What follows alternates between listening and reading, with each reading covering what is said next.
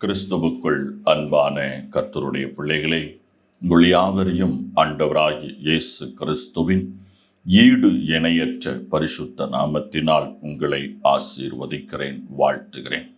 கர்த்தர் தாமே இந்த நாளில் நீங்கள் எதிர்பார்க்கிற அனைத்து நன்மைகளையும் பரத்திலிருந்து உங்களுக்கு அருளிச் செய்து நீங்கள் இம்மையில் சுகித்திருக்கவும் மறுமையில் நிலைவாழ்வை சுதந்திரித்துக் கொள்ள அனுக்கிரகம் செய்வாராக. கண்களை மூடி கர்த்தருடைய வார்த்தைக்காக நாம் ஜெபம் செய்வோம். எங்களை நேசிக்கின்ற எங்கள் அன்பின் ஆண்டவரே, நன்றியோடு நாங்கள் உம்மை துதிக்கிறோம், உம்மை ஸ்தோத்தரிக்கிறோம், உம்மை கனப்படுத்தி மகிமைப்படுத்துகிறோம்.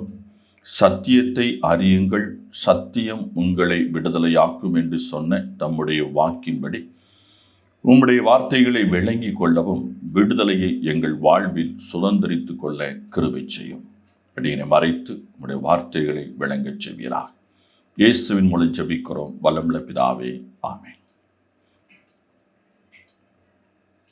இந்த நாளிலே நாம் தியானிக்கும்படியாக எடுத்துக்கொண்ட வேத வசனம் லூக்கா எழுதின சுவிசேஷம் 22ஆம் அதிகாரம் 20வது வசனம். இயேசு போஜனம் பண்ணின பின்பு அவர் அந்தபடியே பாத்திரத்தை கொடுத்து, இந்த பாத்திரம் உங்களுக்காக சிந்தப்படுகிற என்னுடைய இரத்தத்தினாலாகிய புதிய உடன்படிக்கையாய் இருக்கிறது. இயேசு கிறிஸ்து இந்த உலகத்தில் வந்ததற்கான நோக்கத்தை இங்கே அவர் சொல்லுகிறதை நாம் பார்க்கிறோம். ஆண்டவராய் இயேசு கிறிஸ்து தம்முடைய சரீரத்தையும் தம்முடைய இரத்தத்தையும் குறித்து இந்த இடத்தில் அவர் சொல்லுகிறார். என்னுடைய மாம்சத்தை, என் சரீரத்தை புசித்து என்னுடைய இரத்தத்தை பானம் பண்ணுங்கள், இதுதான் புதிய உடன்படிக்கையாக இருக்கிறது. இந்த என்னுடைய சரீரத்தை புசித்து என்னுடைய இரத்தத்தை பானம் பண்ணுகிறவனுக்கு நித்திய ஜீவன் உண்டு என்று அவர் திருவலம் பற்றுகிறார். ஆகவே தம்முடைய சீஷர்களோடு கூட அவர் மேலறையிலே இந்த திருவிருந்தை ஆயத்தப்படுத்தி தம்முடைய சீஷர்களோடு அங்கே இந்த போஜனம் பண்ணுகிறதை நாம் பார்க்கிறோம். எனக்கு அருமையான கர்த்தருடைய பிள்ளையே, இந்த புதிய உடன்படிக்கை ஒவ்வொரு மனுக்குலத்திற்கும் அவசியமான ஒன்று. பாவத்திலே மரித்து போயிருந்த மனுக்குலத்திற்கு புதிய ஜீவனை கொடுக்கும்படியாக பாவ மன்னிப்பின் நிச்சயத்தை கொடுக்கும்படியாக, தன்னையே பலியாக கொடுக்கும்படியாக இயேசு கிறிஸ்து வந்தார். அதை இந்த இடத்தில் தாம் நிறைவேற்றப் போகிறேன் என்பதை உறுதிப்படுத்தும் விதமாக இங்கே இந்த திருவிருந்தை அவர் நடப்பிக்கிறதை நாம் பார்க்கிறோம். எனக்கு அருமையான கர்த்தருடைய பிள்ளை, பலி செலுத்தாமல் பாவ மன்னிப்பு கிடையாது. அப்படியானால் இன்று கிறிஸ்துவை விசுவாசிக்கிற ஒவ்வொருவருக்கும் இயேசு கிறிஸ்து தாமே பலியாக ஒப்பு கொடுத்து பாவ மன்னிப்பின் நிச்சயத்தை ஏற்படுத்தி கொடுத்திருக்கின்றார். அந்த பாவ மன்னிப்பின் நிச்சயத்தை விசுவாசித்து இயேசு எனக்காக மரித்தார், எனக்காக உயிர்த்தார் என்று சொல்லி எத்தனை பேர் விசுவாசிக்கிறார்களோ அத்தனை பேரும் அவருடைய பிள்ளைகளாகும்படியாக, அவருடைய குமாரராகும்படியாக, அவருடைய புத்திரராகும்படியாக, அவருடைய சுதந்திரத்தில் பங்கு பெறும்படியான பாக்கியத்தையும் சலாக்கியத்தையும் அவர் ஏற்படுத்தி கொடுக்கின்றார். அதோடு மாத்திரமல்ல, அந்த மனுஷனையும் அந்த மனுஷியையும் அவர் முற்றிலுமாக புதிதாக மாற்றுகிறதை பார்க்கிறோம். அதுதான் இந்த உடன்படிக்கையினுடைய முக்கிய நோக்கமாகும். இந்த உடன்படிக்கையின் மூலமாகத்தான் இந்த உலகத்தில் வாழுகிறதான அனைத்து மக்களும் பாவ மன்னிப்பின் நிச்சயத்தை பெற்றுக்கொள்ள முடியும். இதை நிறைவேற்றுவதற்கு தான் தேவனாகிய கர்த்தர் ஏதேன் தோட்டத்திலே மீட்பின் திட்டத்தை ஏற்படுத்தி இயேசு கிறிஸ்து மூலமாக இந்த வேத பகுதியிலே நிறைவேற்றுகிறதை நாம் பார்க்கிறோம். அதாவது 2000 ஆண்டுகளுக்கு முன்பாக இயேசு கிறிஸ்து இந்த உலகத்தில் வந்து இந்த பாவ மன்னிப்பின் நிச்சயத்தை மனு குலத்திற்கு ஏற்படுத்தி கொடுத்திருக்கிறார். இதை எத்தனை பேர் விசுவாசிக்கிறார்களோ அத்தனை பேருக்கும் பாவ மன்னிப்பின் நிச்சயம் உண்டு. பாவம் என்று சொல்லும் பொழுது ஆதாம் வழியாக எல்லாருக்குள்ளும் பாவம் இருக்கிறது. அதோடு மாத்திரமல்ல, அதற்கு பின்பாடு பாவம் என்று வேத புத்தகம் அடையாளம் காட்டினவைகளை யார் யாரெல்லாம் மீறி இருக்கிறார்களோ, எந்தெந்த காரியத்தில் மீறி இருக்கிறார்களோ அதுவும் பாவமாக இருக்கிறது. ஆகவே மனிதனுடைய இருநிலையான பாவங்கள் மன்னிக்கப்பட வேண்டும். இயேசு கிறிஸ்து சிலுவையில் மரித்து உயிர்த்த பின்பு பாவ மன்னிப்பு நிச்சயத்தை ஏற்படுத்தின பின்பு ஆதாமுக்குள் இருந்து நமக்குள் வந்த இயல்பான பாவத்திற்கு பாவ பிரயாச்சித்தம் செய்து ஆகி முடித்துவிட்டது. அதற்காக நாம் பாவ மன்னிப்பு கேட்க வேண்டிய அவசியம் இல்லை. ஆனால் அதற்கு பிற்பாடு வேதம் நமக்கு பாவம் என்று அடையாளம் காட்டுகிற மாம்சத்தின் கிரியைகள் எல்லாவற்றையும் நாம் ஒழித்துவிட்டு ஆவியின் கனிகளை உடையவர்களாக வாழ அழைக்கப்பட்டிருக்கிறோம். அப்படியானால் மாம்சத்தின் கிரியைகளை வெளிப்படுத்தும் விதத்தில் நாம் ஒவ்வொருடைய வாழ்விலும் ஏற்படுத்தப்பட்ட காணப்படுகிற பாவங்களை நாம் வேத வசனங்களை வாசிக்கின்ற பொழுது அதை விளங்கி கொண்டு அதை அறிக்கை செய்யும் பொழுது இயேசு கிறிஸ்து சிலுவையில் இந்த பாவங்களையும் மன்னித்து விட்டார், ஆகவே நான் இயேசுவின் நாமத்தினாலே இந்த பாவங்களை அறிக்கை செய்து விட்டு விடுகிறேன் என்று சொல்லும் பொழுது அந்த பாவ மன்னிப்பின் நிச்சயத்தை யாவரும் பெற்றுக்கொள்கிறார்கள். யாவருக்கும் இயேசு கிறிஸ்து அதை கொடுக்கிறார். ஆகவே இந்த இரு நிலையான பாவ மன்னிப்பை பெற்றவர்கள்தான் நித்திய ஜீவனுக்குள் பிரவேசிக்க முடியும். அவருடைய வாழ்வு புதிதாக்கப்படுகிறது, எல்லா நிலையிலும் புதிதாகப்படுகிறது. வெளிப்படுத்தல் 21ஆம் அதிகாரம் 5ஆம் வசனம் சொல்லுகிறது, சிங்காசனத்தின் மேல் வீற்றிருந்தவர் இதோ நான் சகலத்தையும் புதிதாக்குகிறேன் என்றார். பின்னும் அவர் இந்த வசனங்கள் சத்தியமும் உண்மையுமானவைகள், இவைகளை எழுது என்றார். இந்த வேத பகுதிகளை நாம் பார்க்கும்போது கர்த்தராகிய இயேசு கிறிஸ்து சிங்காசனம் மேல் வீற்றிருந்து இந்த வார்த்தையை சொல்லுகிறார். எந்த வார்த்தையை சொல்லுகிறார் என்றால், நான் சகலத்தையும் புதிதாக்குகிறேன், சகலத்தையும் புதிதாக்குகிறேன். இந்த நாட்களிலே அநேக நேரங்களிலே இந்த வசனத்தை எடுத்து பிரசங்கிக்கிறவர்கள் உலகத்தில் காணப்படுகிறவர்களுக்கான ஒரு புதிதாக்குதலை குறித்து பேசுகிறதை நாம் பார்க்க முடியும். அது சரியானது அல்ல. இந்த வேத பகுதியில் சொல்லப்படுகிற புதிதாக்குதல் என்னவென்றால், இயேசு கிறிஸ்து இந்த உலகத்தில் வந்தார், இயேசு கிறிஸ்து என் பாவங்களுக்காக மரித்தார், இயேசு கிறிஸ்து என் பாவங்களை கல்வாரி சிலுவையில் சுமந்து தீர்த்து விட்டார்.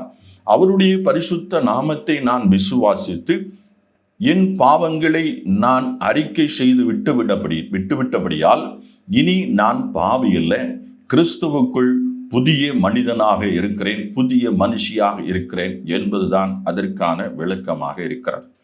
புதிய மனிதன், புதிய மனுஷி, இதுதான் ஒரு கிறிஸ்தவ வாழ்க்கைக்கான அச்சாரமாக இருக்கிறது. கிறிஸ்துவுக்குள் வாழுகிறேன் என்று சொல்லி, கிறிஸ்துவை விசுவாசிக்கிறேன் என்று சொல்லி பழைய பாவ வாழ்க்கையை நாம் விட்டு விடாமல் பாவ வாழ்க்கையிலே நாம் தலைத்திருப்போம் என்றால் நாம் கிறிஸ்துவின் பிள்ளைகளாக ஆக முடியாது. இயேசு தெளிவாக சொல்லிவிட்டார், அவர் சகலத்தையும் புதிதாக்குகிறார். அப்படியானால் கிறிஸ்துவை நீங்கள் ஏற்றுக்கொண்ட பின்பு, கிறிஸ்துவை என் இரட்சகர் என்று நீங்கள் அறிக்கை செய்துவிட்ட பின்பு, உங்கள் வாழ்விலே பாவமான காரியங்களில், அதாவது பழைய மனுஷன், அதாவது அழிவுக்கு ஏதுவாக உங்கள் வாழ்வில் காணப்பட்டவைகள் எல்லாம் ஒளிந்து போக வேண்டும். அதிலிருந்து நீங்கள் விடுதலை பெற வேண்டும். 2 கொரிந்தியர் 5ஆம் அதிகாரம் 17ஆம் வசனத்தை நாம் வாசிக்கும் பொழுது அதை விளங்கிக் கொள்ள முடியும். இப்படி இருக்க, ஒருவன் கிறிஸ்துவுக்குள் இருந்தால் புது சிருஷ்டியா இருக்கிறான், பழையவைகள் ஒளிந்து போயின, எல்லாம் புதிதாயின என்று அங்கே அவர் சொல்கிறார். கலாத்தியர் 6ஆம் அதிகாரம் 15ஆம் வசனத்திலையும் அந்த காரியத்தை அவர் மீண்டுமாக அங்கே சொல்லுகிறதை பார்க்க முடியும். கிறிஸ்து இயேசுவுக்குள் விருத்த சேதனமும் ஒன்றுமில்லை, விருத்த சேதனமும் இல்லாமையும் ஒன்றுமில்லை, புதிய சிருஷ்டியே காரியம் என்று அங்கே சொல்லுகிறதை பார்க்கிறோம். அப்படியானால் நம்முடைய கிறிஸ்தவ வாழ்க்கை என்பது புதிய சிருஷ்டியின் அனுபவம், புதிய மனுஷனை தரித்து கொண்ட அனுபவம். பழையவைகள் எல்லாம் ஒளிந்து போயின. பழைய ஆடைகள் அல்ல, பழைய பாதரட்சைகள் அல்ல, பழைய உலகத்தினுடைய வீடுகள் அல்ல, ஆஸ்திகள் சம்பத்துக்கள் அல்ல, இதெல்லாம் உலகத்துக்குரியவைகள். உங்கள் வாழ்விலே, உங்கள் உள்ளான மனதிலே, உங்கள் ஆவியிலும் ஆத்துமாவிலும் நீங்கள் எல்லாவற்றிலும் புதிதாக்கப்படுகிறீர்கள். அதற்கு பின்புதான் உலக பிரகாரமான புதிய வீடுகள், புதிய வஸ்திரங்கள், புதிய வாகனங்கள், இவைகள் எல்லாம் அதற்கு பிற்பாடாக இருக்கிறது. முதற்படியாக உங்கள் வாழ்விலே உங்கள் வாழ்க்கை முற்றிலுமாக புதிதாக்கப்படுகிறது. புதிதான ஒரு ஜீவியத்தை உங்கள் வாழ்விலே எல்லா நிலையிலும் அவர் கொடுக்கிறதை நாம் பார்க்க முடியும். கொலோசையர் 3ஆம் அதிகாரம் 10ஆம் வசனம் சொல்லுகிறது, தன்னை சிருஷ்டித்தவருடைய சாயலுக்கொப்பாய் பூரண அறிவை அடையும்படி புதிதாக்கப்பட்ட புதிய மனுஷனை தரித்து கொண்டிருக்கிறீர்களே என்று அங்கே அவர் சொல்லுகிறதை பார்க்கிறோம். புதிய மனுஷன், புதிய மனுஷன். எனக்கு அருமையான கர்த்தருடைய பிள்ளையே, இயேசு கிறிஸ்துவின் பிறப்பின் நாளை நினைவு கூற ஆயத்தமாய் கொண்டிருக்கிறீர்கள். புதிய வருடத்திற்குள்ளும் பிரவேசிக்க ஆயத்தமாய் கொண்டிருக்கிறேன். உலக பிரகாரமாக அநேக புதுமைகளையும் புதிய ஆடைகளையும் புதிய ஆபரணங்களையும் நீங்கள் தயார் செய்து கொண்டிருக்கிறீர்கள். இதுதான் கிறிஸ்தவ வாழ்க்கை என்று எண்ணிக்கொண்டிருக்கிறீர்கள். இல்லை பிரியமானவர்களே, உங்கள் வாழ்க்கையின் மாற்றம்தான் புதிய சிருஷ்டியின் அனுபவம். நேற்று வரைக்கும் உங்கள் வாழ்வில் இருந்த பாவ காரியங்கள், நீங்கள் மாம்சத்தின் கிரியைகளை நீங்கள் பட்டியலிட்டு பாருங்கள் வேத புத்தகத்திலிருந்து. அதிலிருந்து சொல்லப்பட்டவைகள் எவைகள் எல்லாம் உங்களை ஆட்கொண்டிருந்ததோ, உங்களை ஆளுகை செய்து கொண்டிருந்ததோ, உங்களை அமிழ்த்து கொண்டிருந்ததோ, இவைகளில் இருந்தெல்லாம் நீங்கள் விடுதலையை பெறுவீர்கள். இதுதான் புதிய சிருஷ்டியின் அனுபவமாக இருக்கிறது. இந்த புதிய சிருஷ்டியின் அனுபவத்தை கலாத்தியர் புத்தகத்தில் அப்போஸ்தலனாகிய பவுல் எழுதி வைத்திருக்கிறார். அந்த புதிய சிருஷ்டியின் அனுபவம் தான் ஆவியின் கனிகளாக இருக்கிறது. மாம்சத்தின் கிரியைகளை விட்டு ஒழிந்து ஆவியின் கனிகளை நாம் தரித்து கொள்ள அழைக்கப்பட்டிருக்கிறோம். இன்னைக்கு எத்தனை பேர் உங்கள் வாழ்விலே மாம்சத்தின் கிரியைகளை விட்டு விடுதலை பெற்றிருக்கிறீர்கள், ஆவியின் கனிகளினால் நிரப்பப்பட்டிருக்கிறீர்கள் என்று நீங்கள் சோதித்து அறிய வேண்டும். இதுதான் புதிய சிருஷ்டியின் அனுபவமாக இருக்கிறது. அவர் சொல்லுகிறார், நான் எல்லாவற்றையும் புதிதாக்குகிறேன், சகலத்தையும் புதிதாக்குகிறேன். ஏதோ ஒன்று அல்ல, எல்லாவற்றையும். முதலில் உங்கள் வாழ்வில் புதிதானவைகளை அவர் செய்து கொடுக்கிறார். உங்கள் வாழ்க்கையில் அந்த புதிய பரிமாணம் அடைந்த பின்பு இந்த உலகமே உங்கள் பாதத்திற்கு கீழாக உங்களுக்கு அடிமையாக கொடுக்கப்படுகிறது. இதுதான் உண்மை. எனக்கு அருமையான கர்த்தருடைய பிள்ளைகளே, உங்கள் வாழ்விலே நீங்கள் புதிய மனுஷனாக, புதிய மனுஷியாக மாற்றப்பட்டிருக்கிறீர்களா? சற்று சிந்தித்து பாருங்கள். இல்லை என்றால் இன்று இயேசுவை உண்மையாக விசுவாசித்து அந்த புதிய மனுஷனை தரித்து கொள்ளுங்கள். அந்த புதிய மனுஷன் வாழ்வு சமாதானம் நிறைந்ததாக இருக்கும், சந்தோஷம் நிறைந்ததாக இருக்கும், அமைதி நிறைந்ததாக இருக்கும், கலக்கம் இல்லாததாக இருக்கும், தெளிவுள்ளதாக இருக்கும், கிறிஸ்துவை பற்றும் பயத்தோடு கூட இருக்கும். ஆவிக்குரிய வாழ்விலே தெய்வ பயத்தோடு கூடிய சிந்தை உங்களுக்குள் இருக்கும். கடவுள் நம்பிக்கை, இயேசுவின் பேரிலே உங்கள் வாழ்வில் அளவில்லாத நம்பிக்கை பெருக்கெடுத்து ஓடும். நீங்கள் உங்கள் வாழ்விலே இயேசுவின் இடத்தில் வராமல், இயேசுவின் இடத்தில் சம்பாசிக்காமல் எதையும் செய்ய மாட்டீர்கள். இதுதான் நீங்கள் புதிய சிருஷ்டியாய் மாறியிருப்பதற்கான அடையாளமாக இருக்கிறது. புதிய சிருஷ்டியாய் மாறிவிட்டால் கர்த்தர் நிறைய காரியங்களை நமக்கு கொடுக்கிறார். அவைகள் ஒவ்வொன்றாய் பார்த்தால் நமக்கு நேரம் போதாது. வருகிற நாட்களிலே ஒவ்வொன்றை குறித்து நாம் பார்க்க போகிறோம். இப்பொழுது இந்த புதிய சிருஷ்டியின் அனுபவத்திற்குள் வந்தவருடைய வாழ்விலே கர்த்தர் கொடுக்கிறதான காரியங்கள் ஒவ்வொன்றையும் நான் இங்கே பட்டியலிடுகிறேன். நீங்கள் சற்று கவனமாக பொறுமையாக இதை கேளுங்கள். இன்று அநேக சுவிசேஷகர்கள் இந்த வேத பகுதியை எடுத்துக்கொண்டு வேறு விதமாய் போதிக்கிறபடியினால் நாமும் அவைகளை நாடி பின்தொடர்ந்து போய்கொண்டிருக்கிறோம். இந்த நாளிலே நாம் புதிய சிருஷ்டியாய் மாறிவிட்டால் கர்த்தர் நாம் வாழ்வில் கொடுக்கிறதான ஒவ்வொரு காரியங்களையும் குறித்து நான் ஒவ்வொன்றாக உங்களுக்கு வாசிக்கிறேன். நீங்கள் கவனமாக கேளுங்கள். முதலாவதாக நாம் புதிய சிருஷ்டியின் அனுபவத்திற்கு வரும் பொழுது கொலோசியர் 3ஆம் அதிகாரம் 10ஆம் வசனத்தில் சொல்லப்பட்டிருக்கிறது, புதிய மனுஷன் நமக்கு கொடுக்கப்படுகிறான். அடுத்து 2 கொரிந்தியர் 4ஆம் அதிகாரம் 16ஆம் வசனத்தை நாம் பார்க்கின்ற பொழுது புதிய ஆத்துமாவை கர்த்தர் நமக்கு கொடுக்கின்றார். ரோமர் 12ஆம் அதிகாரம் 2ஆம் வசனத்தை பார்க்கின்ற பொழுது புதிய மனசை நமக்கு கொடுக்கின்றார். எபேசியர் 4ஆம் அதிகாரம் 23ஆம் வசனத்தை பார்க்கின்ற பொழுது புதிய ஆவியை நமக்கு கொடுக்கின்றார்.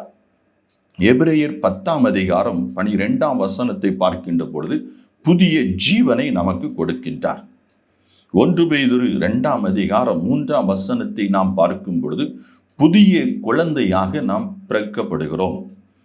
1 கொரிந்தியர் 5ஆம் அதிகாரம் 7ஆம் வசனத்தை பார்க்கின்ற பொழுது புதிய மாவு நமக்கு கொடுக்கப்படுகிறது. மார்க்கு 1ஆம் அதிகாரம் 27ஆம் வசனத்தை பார்க்கின்ற பொழுது புதிய உபதேசம் நமக்கு கொடுக்கப்படுகிறது. மார்க்கு 2ஆம் அதிகாரம் 22ஆம் வசனத்தை பார்க்கின்ற பொழுது புதிய ரசமும் புதிய துருத்தியும் கொடுக்கப்படுகிறது. யோவான் 13ஆம் அதிகாரம் 34ஆம் வசனம் பார்க்கின்ற பொழுது புதிய கட்டளையை நமக்கு கொடுக்கின்றார். 1 யோவான் 2ஆம் அதிகாரம் 7ஆம் வசனத்தை பார்க்கின்ற பொழுது புதிய கற்பனையை நமக்கு கொடுக்கின்றார். லூக்கா 15ஆம் அதிகாரம் 21, 22 வசனங்களை பார்க்கின்ற பொழுது புதிய வஸ்திரத்தை கொடுக்கின்றார், புதிய மோதிரத்தை கொடுக்கின்றார், புதிய பாதரட்சையை நமக்கு அவர் கொடுக்கிறவராக இருக்கின்றார். 2 பேதுரு 3ஆம் அதிகாரம் 13ஆம் வசனம் பார்க்கின்ற பொழுது நம்மை புதிய வானம் புதிய பூமிக்குள்ளாக பிரவேசிக்க பண்ணுகிறார். வெளிப்படுத்தல் 2ஆம் அதிகாரம் 17ஆம் வசனத்தை பார்க்கின்ற பொழுது புதிய நாமத்தை நமக்கு தற்பிக்கின்றார். வெளிப்படுத்தல் 3:12 பார்க்கின்ற பொழுது புதிய எருசலேமுக்குள் நம்மை அவர் கொண்டு செல்ல சித்தமுடையவராக இருக்கின்றார். வெளிப்படுத்தல் 5ஆம் அதிகாரம் 10ஆம் வசனத்தை பார்க்கின்ற பொழுது நம்முடைய நாவுகளிலே புதிய பாட்டுக்களை தருகின்றார். எனக்கு அருமையான கர்த்தருடைய பிள்ளைகளே, இத்தனை காரியங்கள், இன்னும் அநேக காரியங்கள் இருக்கிறது. இவைகளை எல்லாவற்றையும் தான் நாம் புதிய சிருஷ்டியாய் வருகின்ற பொழுது அவர் நமக்கு கொடுக்கிறவராக இருக்கிறார். இவைகளை நாம் பெற்றிருக்கிறோமா? இவைகள் நம் வாழ்வில் இருக்கிறதா? நாம் புதியது என்று ஒரு ஆடையும் கால்களில் தொடுத்துக் கொள்ளுகிற உலக பிரகாரம் ஒரு பாதரட்சைகளையும் சில ஆபரணங்களையும் புதிய வாகனங்களையும் புதிய வீட்டையும் நாம் பார்த்து கொண்டிருக்கிறோம். வேதம் இவைகள் எல்லாம் அழிந்து உருகி போகும் என்று சொல்லுகிறது. புதிய வானம் புதிய பூமி புதிய எருசலேம் புதிய ஜீவன் நமக்கு உண்டு என்று வேதம் சொல்லுகிறது. அதுதான் நிலையானது, நிரந்தரமானது. அந்த புதிய ஜீவனுக்குள் நம்மை அழைத்து செல்லும்படியாகத்தான் கிறிஸ்து இயேசு இந்த உலகத்திற்கு வந்தார். அதற்காகத்தான் அவருடைய பிறப்பை நாம் நினைவு கூறுகிறோம். இத்தனை காரியங்கள் நம் வாழ்வில் நடைபெற வேண்டியிருக்கும் பொழுது நாம் இவைகளில் ஒன்றையும் குறித்து கவலையற்றிருப்போம் என்றால், இவைகளை ஒன்றையும் நாம் சுதந்திரித்துக் கொள்ளாமல் இருப்போம் என்றால், நம்முடைய கிறிஸ்தவ ஜீவியம் வெறுமையாக போய்விடுகிறதா இருக்கிறது. வேதம் இன்னும் அழகாக அநேக காரியங்களை சொல்லுகிறது. மத்தேயு 22ஆம் அதிகாரம் 11ஆம் வசனத்திலே கல்யாண வஸ்திரத்தை குறித்து சொல்லப்பட்டிருக்கிறது. சபையை குறித்து அவர் மணவாட்டி என்று சொல்லுகிறார். தம்மை குறித்து மணவாளன் என்று சொல்லுகிறார். எனக்கு அருமையான கர்த்தருடைய பிள்ளைகளே, நம் வாழ்வில் மாற்றம் வேண்டும். புதிய சிருஷ்டியின் அனுபவத்திற்குள் நாம் அழைக்கப்பட்டிருக்கிறோம். இதை நீங்களும் நானும் விளங்கிக் கொள்ள வேண்டும். நான் வாசித்த ஒவ்வொரு வேத வசனங்களையும் நீங்கள் நிதானமாக உட்கார்ந்து ஒவ்வொரு வசனத்தையும் எடுத்து நீங்கள் நிதானித்து தியானித்து பாருங்கள். உங்கள் வாழ்விலே கர்த்தர் பெரிய காரியங்களை செய்வார். கர்த்தர் வழியில் நடத்துவார் என்றால் இவைகள் ஒவ்வொரு காரியங்களை குறித்து வருகிற நாட்களிலே நாம் இந்த தொகுப்பிலே நாம் பார்க்க இருக்கிறோம். கர்த்தர் தாமே அதற்கு நமக்கு உதவி செய்வாராக. எனக்கு அருமையான கர்த்தருடைய பிள்ளையே, வாழ்க்கையில் எல்லாம் புதிதாகிறது, எல்லாம் புதிதாகிறது. இயேசு கிறிஸ்து அதை செய்து கொண்டிருக்கிறார். நீங்கள் இயேசு எனக்காக வந்தார், எனக்காக மரித்தார், எனக்காக உயிர்த்தார், என் பாவம் மன்னிக்கப்பட்டு விட்டது என்று விசுவாசித்தால் இந்த புதிய சகல காரியங்களையும் உங்கள் வாழ்வில் பெற்றுக்கொள்ள முடியும். அதை நிலையானது, அதை உங்களிடத்தில் யாரும் எடுத்துக்கொள்ள முடியாது. கர்த்தர் தாமே உங்களை ஆசீர்வதிப்பாராக. ஆமென். ஜெபம் செய்வோம். எங்களை நேசிக்கிற எங்கள் அன்பின் ஆண்டவரே, நன்றியோடு நாங்கள் உம்மை துதிக்கிறோம், உம்மை ஸ்தோத்தரிக்கிறோம், உம்மை கனப்படுத்தி மகிமைப்படுத்துகிறோம். இந்த நாளிலே கேட்ட உம்முடைய சத்தியத்தின்படி உம்மை விசுவாசிக்கிறவருடைய வாழ்விலே புதிய சிருஷ்டியின் அனுபவத்தை கொடுக்கின்றேன். இந்த நாளிலே என்னோடு கூட இந்த ஜெபத்திலே கலந்து கொண்டிருக்கிற பிள்ளைகள் அநேகருடைய வாழ்விலே கலக்கம், பயம், திகில், வியாதனை, சஞ்சலம், தவிப்பு, நிம்மதியற்ற ஒரு வாழ்க்கை, எதுக்கெடுத்தாலும் போராட்டங்களும் பிரச்சனைகளும் தலைத்திருக்கிறது. இந்த நாளிலே தெளிவாய் சொல்லியிருக்கிறேன், உலகத்தில் உள்ளவைகளின் எதையும் நாம் புதிதாக்குவதனாலே நம் வாழ்வில் மாற்றங்கள் ஏற்படுவதில்லை.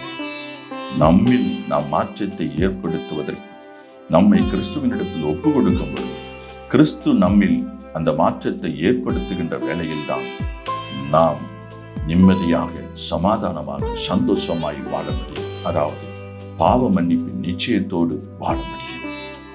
ஆண்டவர் இந்த நாளிலே அதை நாம் ஒவ்வொருவருக்கும் தந்திருக்கிறார். நேசிக்கிறீங்களா அன்பின் ஆண்டவரே, இதோ உடைய பாதம் இருக்கிற ஒவ்வொரு பிள்ளைகளையும் கண்ணோக்கி வாழும். இவர்களுக்குள் புதிய சிருஷ்டியின் அனுபவம் ஆண்டவரே காணப்படத்தக்கதாக கிருபை பாராட்ட வேண்டும் என்று ஜெபிக்கிறோம். இவருடைய வாழ்விலே எல்லாம் புதிதாக்கப்பட வேண்டும்.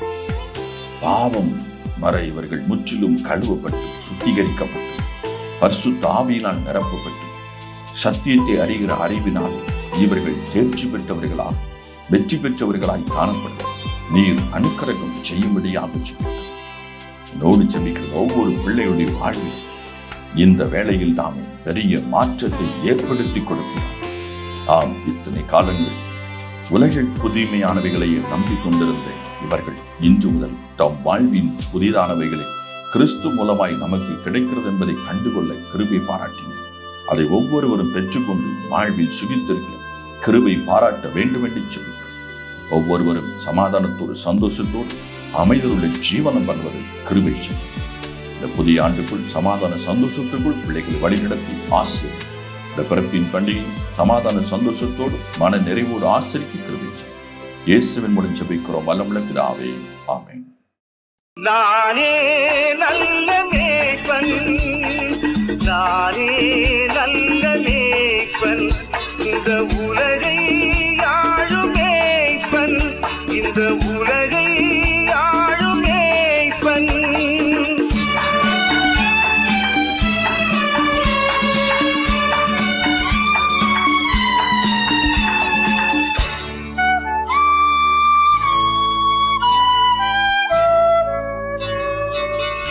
மந்தை மேய்க்கும் மேய்ப்பனாய் இசையான மைந்தனாய் மங்கை மேய்க்கும் மேய்ப்பனாய் இசையான மைந்தனாய் இதை நீக்கும் நேசனாய் இதை நீக்கும் நேசனாய் வந்தேன் சொந்தமாய் நானே நல்ல மேய்ப்பன் நானே நல்ல மேய்ப்பன்